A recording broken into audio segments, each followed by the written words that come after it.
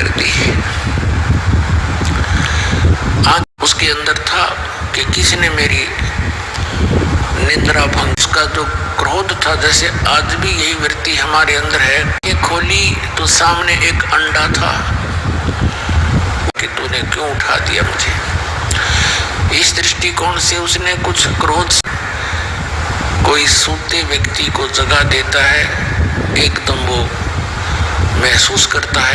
दो भाग हो गया, उसमें से ये ज्योत निरंजन काल ने देखा, वो कोप अंडे से टकराया, अंडे काल तयु बाद में बना, इसी को सरपुरुष मिला, इसको कैल बोलते हैं, कैल। उन्होंने कहा कि तुम दोनों बाहर आओ, अक्षर पुरुष तुम निद्रा में थे, तुम्हें जग भी कहते हैं, इसी को ब्रह्म भी कहते हैं। परमात्मा जब वो दोनों बाहर आ गए, सरपुरुष और अक्षर पुरुष, ये काल ज्योत निरंजन और अक्षगाने के लिए ये सब क्रिया की और बाहर आ जाओ, दोनों जाओ अचिंत के द्वीप में रहो। पुरुष ये दोनों बाहर आए तो परमात्मा ने कहा कि तुम दो, जिसका काम उसी को साजे और करे तो मूर्ख बाजे।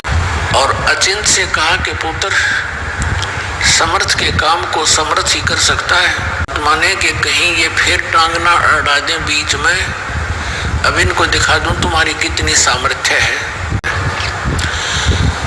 अब ये झटका अपने पुत्र को इसलिए दिया था परमात्मा, आपके कार्य को आप ही कर सकते हो।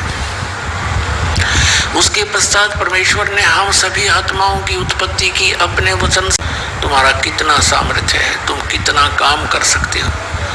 अचिंत ने भी कान पकड़ लिए कि दाता फ्रूट और सब काजू किस्मों सेब संतरे दे, और हमें सबको अलग अलग द्वीप दे दिए रहने के लिए, सदाबहार बाग बगीचे, सदाबहार।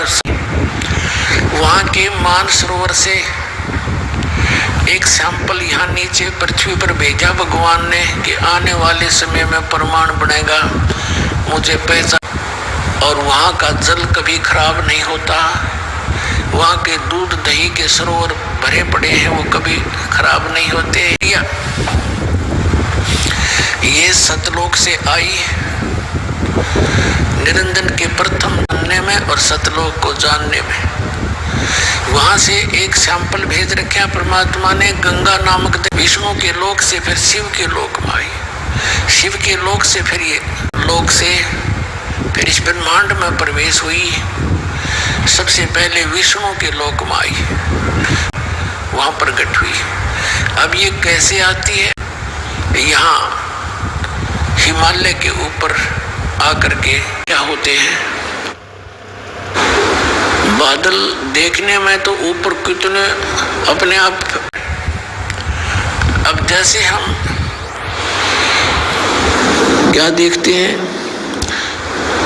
जैसे बादल, ऐसे ही इससे भी सूक्ष्म रूप से वाष्प रूप में ये वहां से चली और यहाँ आकर बर्फ रूप में घूम रहे हैं, जैसे इनमें कोई वजन ही ना हो, और इनके अंदर अरबों टन जल होता है। गंगा जल को सभी साइंटिस्टों ने चेक करके देख लिया, प्रकट हुई, बर्फ बन गई ठंडे क्षेत्र में आकर के, फिर पिघल कर नीचे दरिया का रूप धारण करके चल पड़ी। इसका ये जल कितने वर्ष तक रखे रहो ये खराब नहीं होता, इसके बारे में इनको कोई जानकारी नहीं। और तो इसी प्रकार इसे एक उदाहरण है आप हमारे लिए कि ऐसे पदार्थ अपने आत्माओं उस परमात्मा के वचन से प्रकट हुए पदार्थ हैं, केत बहुत होता है। अच्छा फिर क्या था, कुछ दिनों के बाद इस ज्योत निरंजन के मन में थे, वहां पर घी दूध दही सब कुछ वो कभी खराब नहीं होते। समझदार को कि अन्य मेरे जितने भी भाई हैं वो सभी अपने अपने द्वीपों में रह रहे हैं, और हम अब जो अंडे से निकला था इसके अंदर एक गलत सोच उत्पन्न हुई।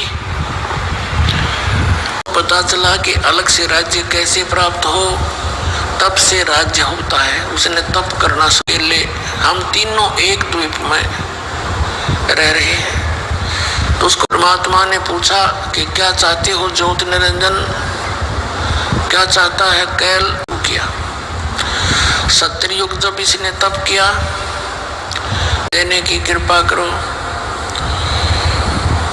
और पुण्यात्माओं, हम काल के जाल में कैसे फंसे?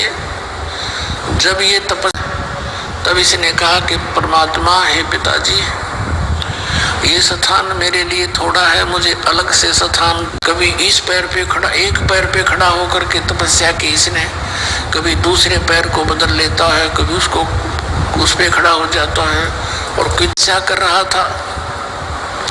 हम इसको देख देख कर इसके ऊपर आसक्त हो गए कि देखो कितने दिन से खड़ा है।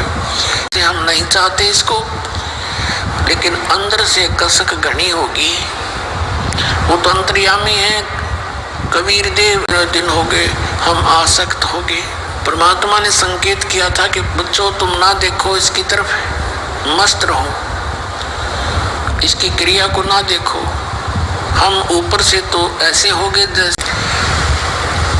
तब उससे पूछा कि तू क्या चाहता है, बोल, किस लिए तपस्या कर रहा है? तब इसने बता दिया कि प्रभु सतपुरुष, वो अकाल मूर्त, वो सब जान गए कि काम इनका भी बिगड़ गया। मेरे को और स्थान दे दो, ये कम है।